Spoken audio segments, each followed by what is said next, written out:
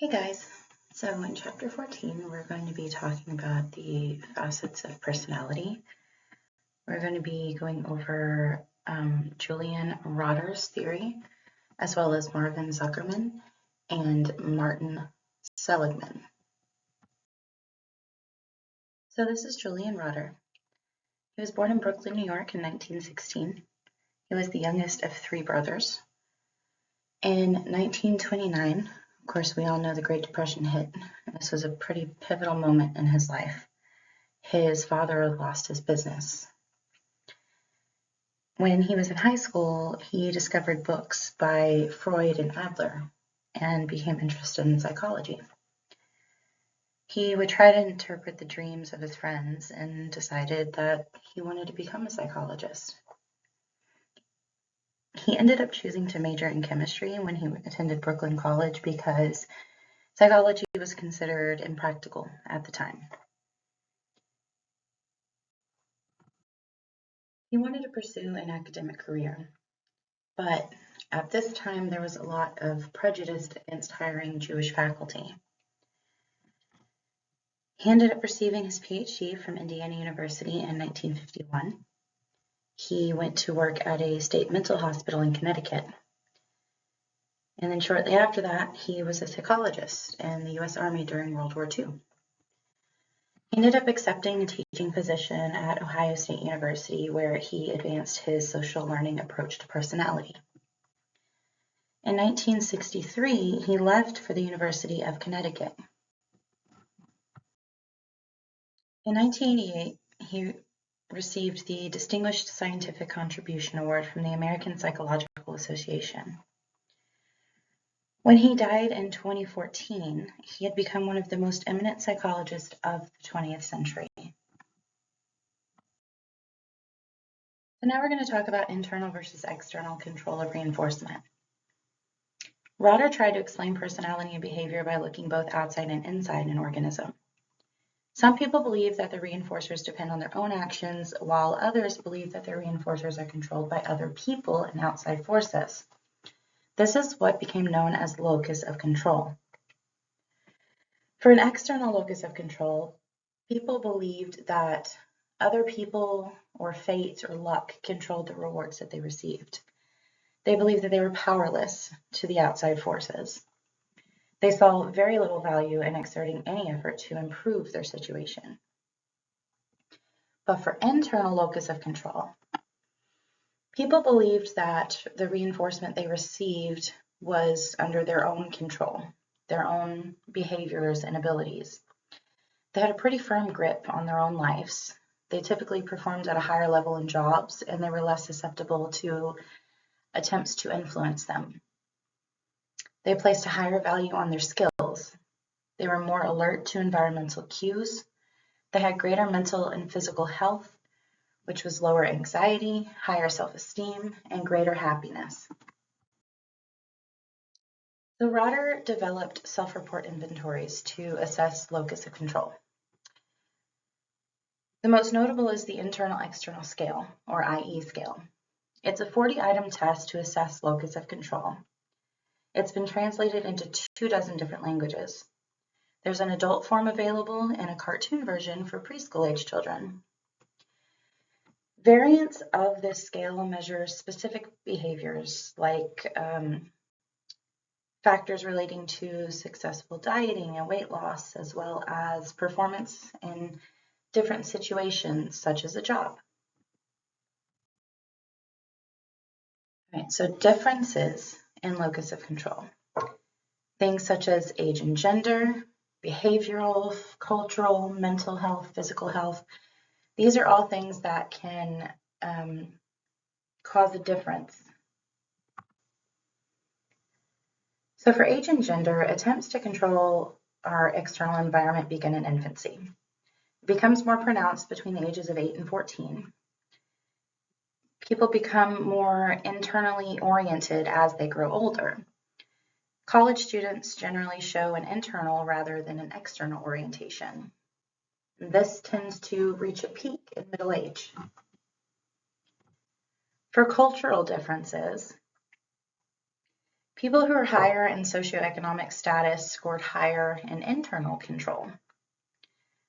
More internal locus of control was considered important for Caucasians, but less important for other groups. A study done on Hispanic immigrants showed that those with a higher internal control were more effective in adapting to the demands of their new culture and in dealing with the effects of discrimination or being marginalized. Another study showed that Asians are shown to be more externally oriented than Americans. This is believed to be because of cultural differences. American culture usually prizes self-reliance and individualism, whereas Asian culture emphasizes collectivism and interdependence. As for behavioral differences, those who measured high in internal control were able to adapt and commit to change. They typically scored higher on tests of mental skills than those with a more external locus of control.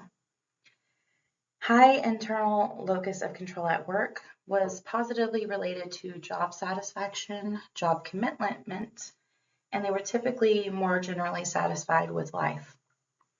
People high in internal academic locus of control were more likely to persist in an online college program than those who scored low. For mental health differences, people that were high in internal control were less likely to have emotional problems. They were less likely to become alcoholics. They coped better with stress. But those high in external control were more prone to fantasies, anxiety, depression, psychotic episodes, hopelessness. They were more likely to become victims of cyberbullying. High external locus of control has been associated with compulsive hoarding. High in internal control experience less anxiety and depression. They're less likely to be lonely or to attempt suicide, and they find greater meaning in life. They typically score higher on measures of subjective well-being than those high in external control. And finally, for physical health differences, internally controlled oriented people tend to be physically healthier than externally oriented people. They typically have lower blood pressure, fewer heart attacks, and when they do develop problems, they tend to cooperate better with hospital staff and are usually released earlier than patients who are externally oriented. Internally oriented people tend to be more cautious about their health. They are more likely to wear a seatbelt, to eat well, exercise, quit smoking. So the development of locus of control typically begins in childhood. It's a learned behavior that's directly related to parental behavior. External control beliefs are likely to be expressed by children reared in homes without an adult male role model. I just realized I forgot the word male there. Children in single-parent families headed by women were found to be more likely to develop an external locus of control. Children whose mothers are depressed and have little formal education or income are likely to develop an external locus of control. Children raised in low-income families have a lower sense of control in all aspects of their lives.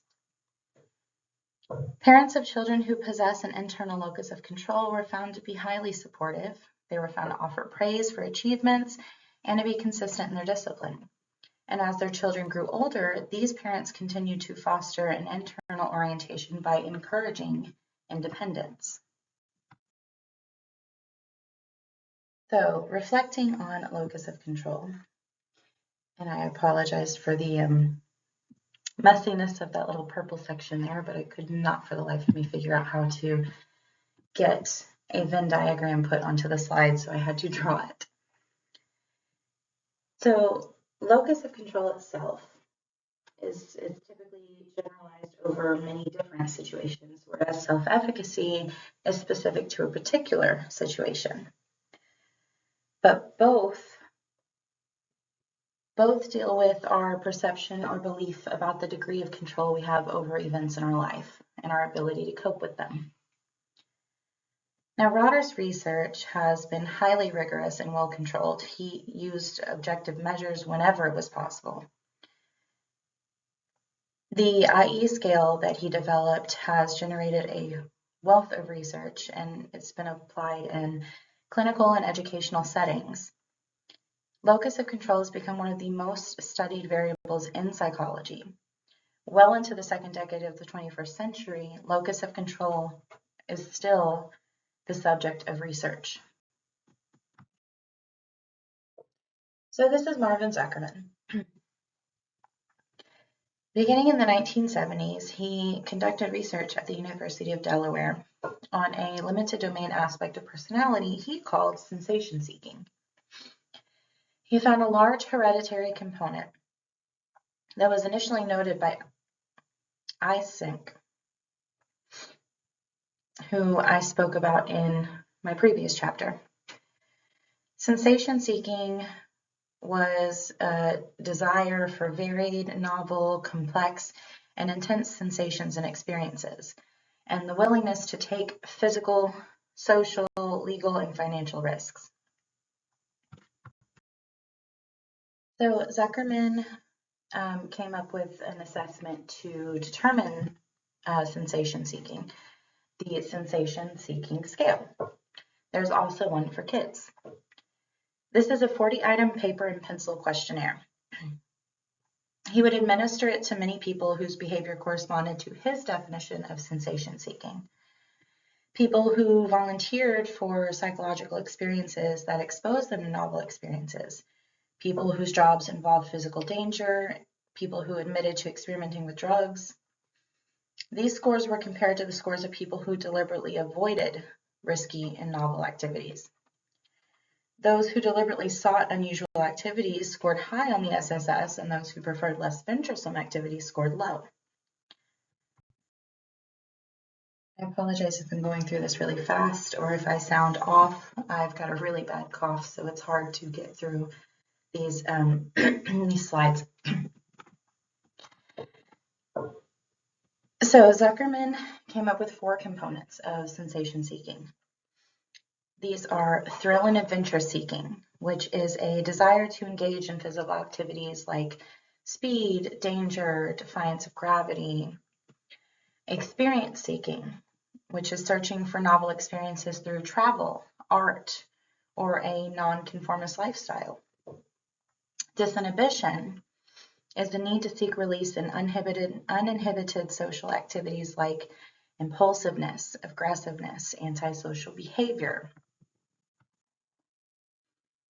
And the final one is boredom susceptibility, which is an aversion to repetitive experiences, routine work, predictable people. So there was good and bad sensation seeking. The good type involved the thrill and adventure seeking component. This is the non-impulsive, socialized sensation seeking. The bad type involved disinhibition, experience seeking, and boredom susceptibility components. This is the impulsive, unsocialized sensation seeking. These people also scored high on Eysenck's psychoticism scale. German psychologists published the Need Inventory of Sensation Seeking. This is an assessment that can even be considered more reliable for measuring sensation seeking than Zuckerman's original scale. China uses brief sensation seeking scales, which has been proven to be reliable and valid in that culture. So there are differences in sensation seeking that occur at a very young age. Younger people are more inclined to seek adventure, risk, and novel experiences than older people. There was a study of second grade children who, those who scored high in sensation seeking chose to watch a video about scary sharks, whereas those who scored low decided to watch a video about a funny bunny instead. And another study of high school and college students, those who scored high in sensation seeking were more likely to engage in reckless and risky behaviors and uncontrolled gambling than those who scored low. Sensation seeking tends to increase during middle school years and decrease in one's 20s. This was confirmed by Zuckerman's own life. When he was a college student, he said that he reached his full sensation-seeking potential through drinking, sex, and hitchhiking around the country. He said he continues to seek new experiences in old age, but they are less physically adventurous than when he was young. Studies done showed that men consistently scored higher in sensation seeking and lower in impulse control than women. But women scored higher on experience seeking. There are significant racial and cultural differences in the SSS scores. A study done showed that Asians scored lower than people in Western countries, and Caucasian subjects scored higher in sensation seeking than non-Caucasians. So there are some behavioral differences between high and low sensation seekers. Physically, people that we tend to call adrenaline junkies, like skydivers, bungee jumpers, race car drivers, they tend to score highest on a measure of sensation seeking. Antisocial risk takers like addicts and criminals, and adventurous people like mountain climbers showed higher SSS scores as well. These people were more willing to relocate from familiar to unfamiliar surroundings. They wanted to travel to exotic places, even if the journey was hazardous. High sensation seekers are more likely than low sensation seekers to use and sell drugs, drink alcohol, shoplift, commit crimes.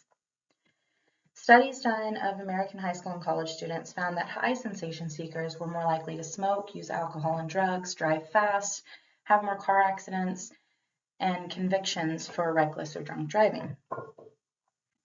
High sensation seekers are more likely to cross the street on foot against a red light. More high sensation seekers than low ones had tattoos and body piercings.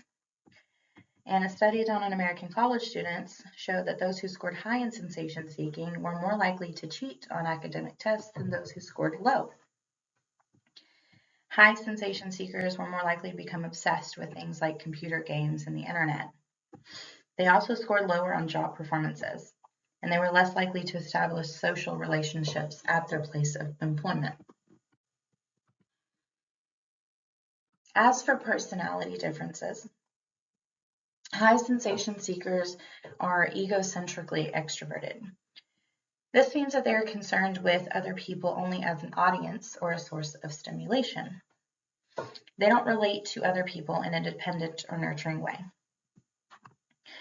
Their scores correlated positively with extroversion as described by Carl Jung. These scores did not point to abnormal or neurotic behavior, but that neuroses such as phobias and obsessive compulsive behaviors might be related to low sensation seeking. High sensation seekers also scored high on the personality factors of openness to experience, extroversion, and conscientiousness.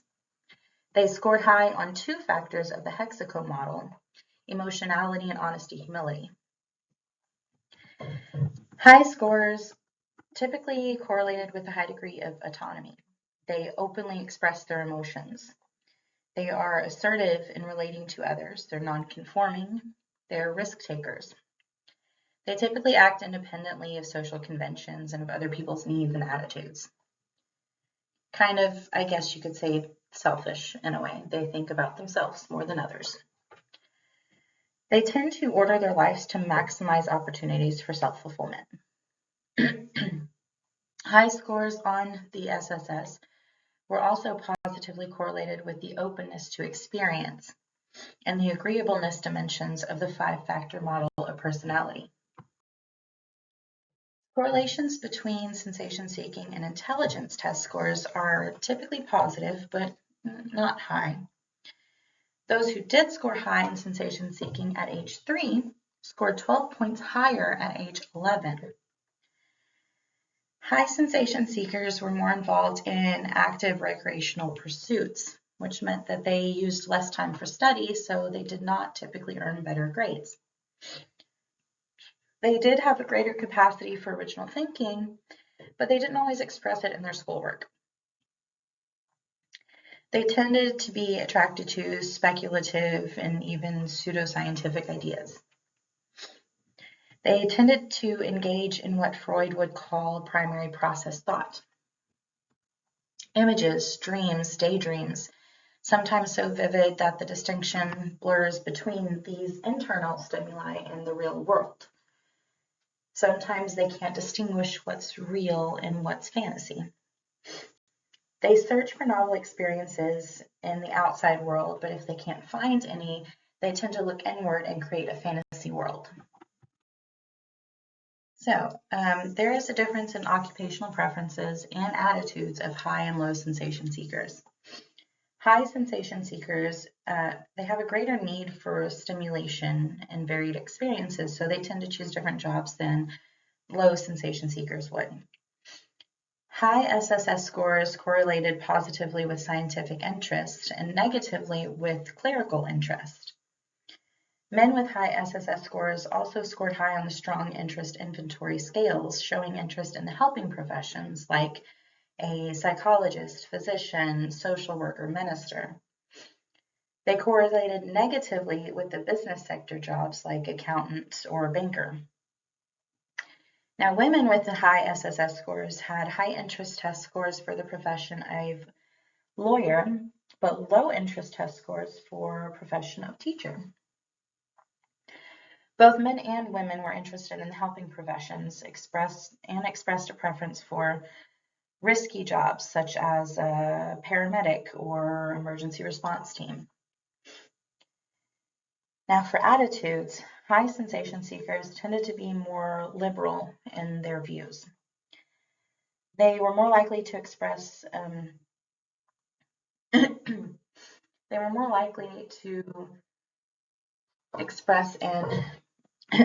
atheistic point of view rather than belief in a conventional religion.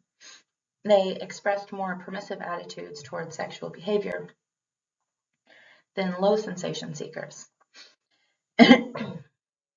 Low sensation seekers tended to be more frequent churchgoers. They scored higher on measures of authoritarianism, which is a personality type typically characterized by rigid opinions and prejudiced attitudes. They showed a low tolerance for ambiguity, and these type of situations they considered threats instead of challenges. There's a strong hereditary basis for the sensation-seeking personality factor. A study by Eysenck suggested that 58% of this trait could be accounted for by genetic factors. Zuckerman and Eysenck did a joint study over twins together, and they found an even greater genetic component. Zuckerman recognized the influence of other situational or environmental factors like parental sensation seeking. Low sensation seeking parents tended to be overly fearful and protective of their children. They would forbid them to engage in adventurous behaviors. High sensation seeking parents may encourage their children to engage in unusual activities. This would in turn provide an environment that promotes additional sensation-seeking behaviors. Those who scored high in impulsivity and sensation-seeking and who attended more privileged schools committed fewer crimes than those with equally high scores but attended less privileged schools, thus lending more to environmental factors factoring into behavior. Children who were raised in orphanages or other types of institutionalized care and who scored high on sensation seeking were much less likely to get into trouble than those with similar scores raised in private homes. Firstborns and onlyborns were higher in sensation seeking than later born children. First and onlyborns tended to receive more stimulation and attention from their parents at an early age because they were on their own for a little while. They're likely to be exposed to a greater optimal level of stimulation, which predisposes them to sensation-seeking behavior as an adult. Reflecting on sensation seeking. So sensation seeking has been related to a wide range of behavioral, cognitive, personality, and psychological variables. Zuckerman emphasized on the heritability of sensation seeking in his work, which put it in a different category from the behavioral and social learning approaches to personality, which focused on the influences of situational factors and of learning. Sensation-seeking theory had a common sense appeal. This meant that it was easy to accept the idea that people differ in their need for excitement and risk. We are usually aware of our own level of sensation-seeking and make fairly accurate judgments about the levels of our friends and relatives by considering the activities they enjoy or the activities they avoid. So next we're going to talk about Martin E.P. Seligman. In the mid-1960s, he led the happiness and positive psychology trend at the University of Pennsylvania. He began research on a limited domain facet called learned helplessness. He first saw this phenomenon in an experiment done on dogs on his first day as a graduate student. The dogs are being conditioned to associate a high-pitched sound with an electrical shock.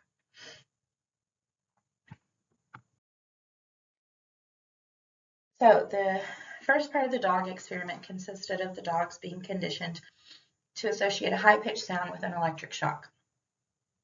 The second part, the dogs were placed one at a time in a large box that contained 2 compartments with a low wall in between, like shown in the picture. A shock was delivered through the floor of the compartment where the dog was, and all the dog had to do to escape was jump over the wall to the other side. They hypothesized that once the dogs learned to jump over the wall, they would be tested again to see if the high-pitched tone without the shock would still bring about the same response as though the shock were still there. They assumed that it wouldn't. They assumed that they would still try to escape, but their hypothesis was wrong. The dogs didn't jump over the barrier to escape the shock. Instead, they laid down, they whimpered, made no attempt to get anywhere. Seligman suggested that perhaps during the first part of the experiment, the dogs had learned that they were helpless to change their situation because there was nowhere to escape in the first part. When the tone sounded, there was nothing they could do to avoid the shock. This was a learned reaction that generalized to the second part of the experiment, even though a means of escape was available. This is when Seligman launched a research program to study learned helplessness, a condition he described as resulting from the perception that we have no control over our environment and there is nothing we can do to change our situations. So his initial experiments were done with dogs, as we just discussed. He eventually moved on to people. He had a control group where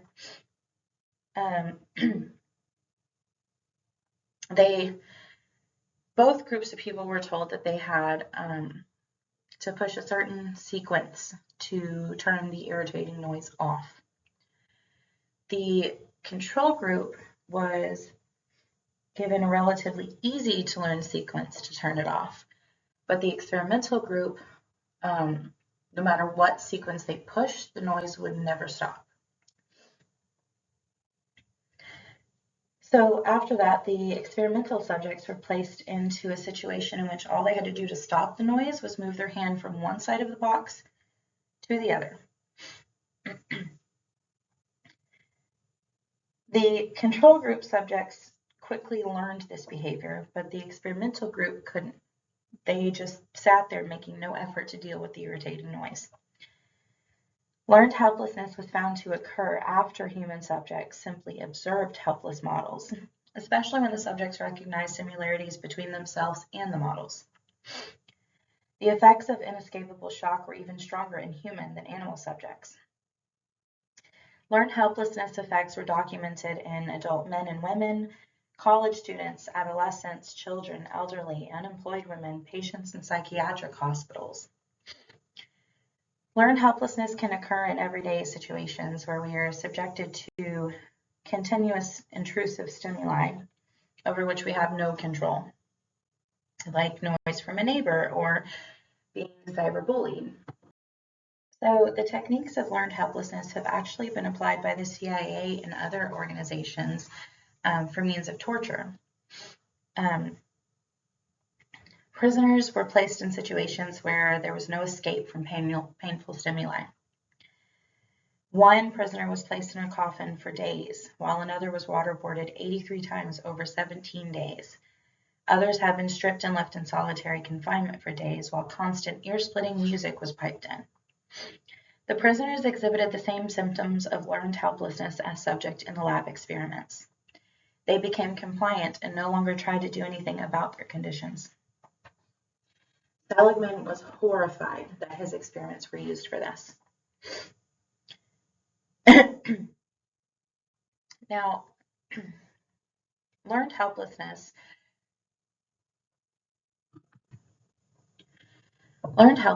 is not good for psychological health, obviously. But if you can overcome learned helplessness and have control over your life, the benefits have been widely documented. There was a study done on cancer patients, and those with the highest perception of control were better adjusted than those who believed they had little control over their situation. People can learn to increase their feeling of control. So Seligman also designed a study in which they injected rats with malignant tumor cells. They exposed them to 3 different conditions, one where there was an electric shock from which they could escape, another where there was a shock they could not escape, and another where there was no shock at all. Now, they hypothesized under normal circumstances, half of the rats would be able to reject the cells and survive. The control group with no shock, 50% rejected the tumors as expected. In the group of rats that had a shock they could escape, 70% rejected the cells and survived. But in the learned helplessness group, only 27% survived. Learned helplessness was also shown to weaken the immune system in the rats. In rats subjected to the inescapable shock, T cells and NK cells, which help with your immune system, no longer multiplied or destroyed other infections. There was later research done that demonstrated that most of the male rats exposed to uncontrollable stress never learn how to escape, whereas most female rats do. Seligman expanded his work to encompass the factor of optimism versus pessimism. He proposed that the concept of explanatory style is to be used to account for how we explain this lack of control to ourselves. An optimistic explanatory style prevents helplessness, while a pessimistic one spreads helplessness. So people with an optimistic explanatory style tend to be healthier. They are more likely to take responsibility for their own care when they're sick. It's very useful to have an optimistic style when you're coping with a serious illness. They typically earn better grades. They're flexible and adaptive in their cognitive activities.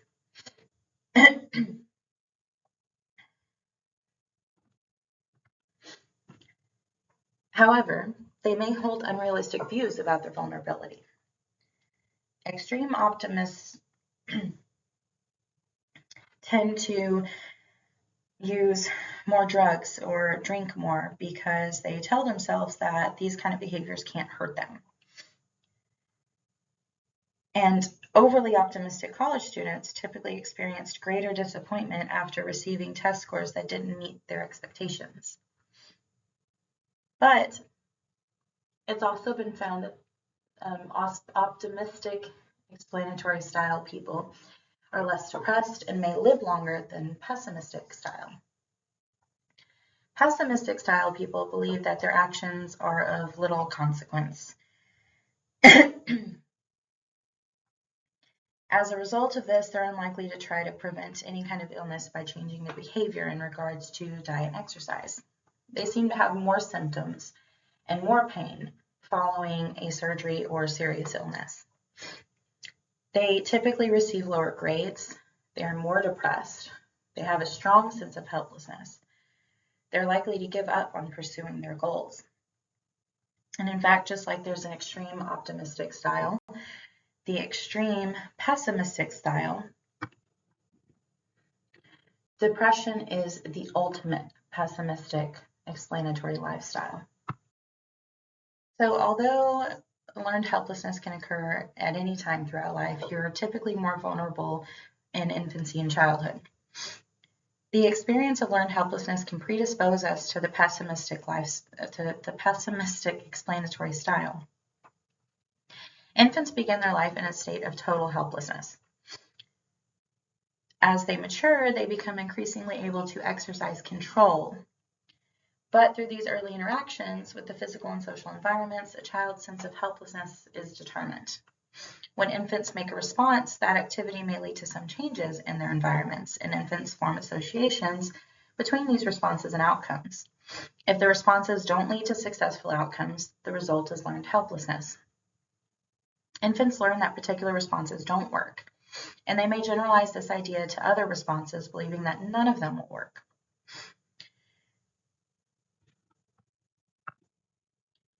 A high correlation between responses and outcomes provides positive feedback that leads to feelings of mastery and control.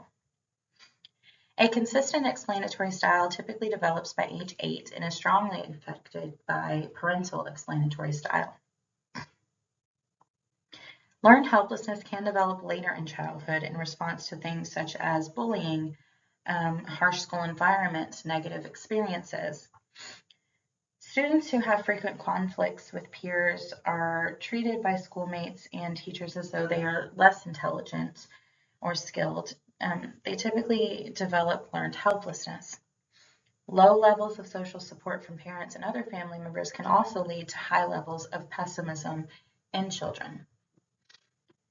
These concepts have been applied to sports, politics, religion, child rearing, job performance.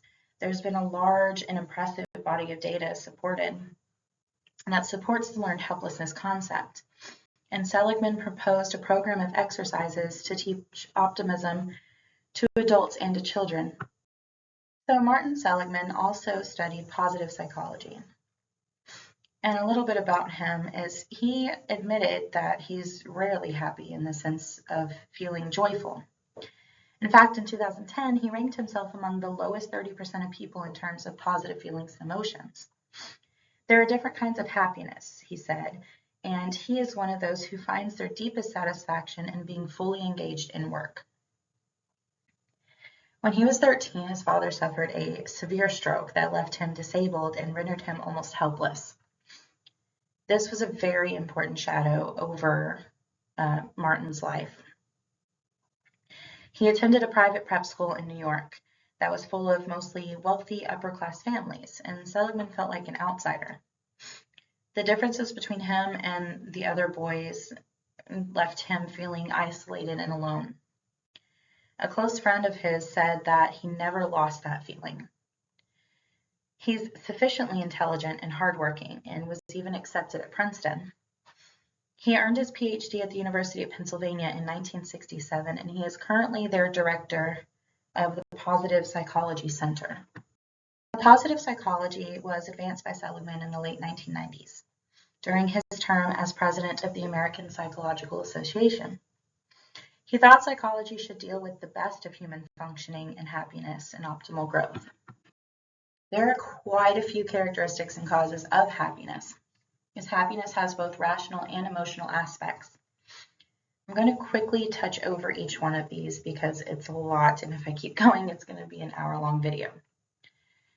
So, we all heard the saying, money doesn't buy happiness, but the absence of money can lead to unhappiness. We need a level of income that's adequate to pay for our basic needs. this is kind of a prerequisite for happiness. Studies have found that the lowest level of happiness was reported in low-income households. Physical attractiveness is another one. Physical attractiveness generally leads to improvements with marriage prospects, job opportunities, income potential. The relationship between physical attractiveness and happiness was found to be stronger for people who lived in cities rather than rural areas, because people in the cities typically tend to go off of attractiveness more than those in rural areas. Health. Being healthy is not really a guarantee of happiness, but being happy can contribute to your health, which also increases your lifespan. For age, subjective well-being and life satisfaction were very high at 18, declined until around age 50, and then increased to the point where 85-year-olds reported greater life satisfaction than 18-year-olds in a study done on Americans. In less developed nations, happiness declined overall with increasing age. For adolescents, those who scored high in subjective well-being are far more likely to have parents who value them, show interest, and express concern about their futures. This was typically stronger for girls than boys. Happiness does not necessarily decline with advancing age, but there is some research that shows an increase in happiness with advancing age, and there are others that suggest that happiness peaks at 65 and decreases thereafter. Married people tend to report a higher level of happiness than people who are divorced, separated, widowed, or who have never been married. So culture, we all know, plays a very big role in our behavior and personality. Happiness typically varies across cultures, with nations' relative wealth being of major importance. Countries marked by poverty that leaves basic needs difficult to satisfy typically have a much lower level of happiness than more economically advanced countries. Geography is another important one. So people in the New England states typically consider physical well-being and not feeling constrained as necessary for subjective well-being. People in the western southern states, like us down here, show a greater concern with personal growth and feelings of cheerfulness and happiness as criteria for subjective well-being. And those in the eastern southern states focused more on social responsibility and contributing to the welfare and well-being of others. Subjective well-being was highest in the West Coast and mountain states. As for race and ethnicity, people with a stronger sense of ethnic identity rated higher in subjective well-being than people with low levels of identifying with their ethnic heritage. And for personality, people who scored low on neuroticism and high on extroversion, agreeableness, and conscientiousness reported high levels of subjective well-being. Self-efficacy and locus of control. Both of these are positively related to life satisfaction. Typically, we are happiest when we feel competent in coping with life and in control of the reinforcers that are important to us. Having positive emotions like joy, love, enthusiasm is linked to subjective well-being. People who who score high in subjective well-being are typically more motivated to reach their goals. One research concluded that life satisfaction was enhanced when the goals people set for themselves were concerned with personal growth and community contributions. Research tends to show that happiness or subjective well-being leads to the kinds of behaviors that bring about success. People high in subjective well-being are more likely to secure job interviews, to be evaluated more positively, and to show superior performance and productivity. There's no significant effects on happiness or participation in online social interactions. Overall, internet communication make people happier, although some benefited from this more than others. And more women than men reported feelings of empowerment from internet use. I'm not sure where my title went for this one, but there are different kinds of happiness. There is the positive emotion life, which is considered the pleasant life.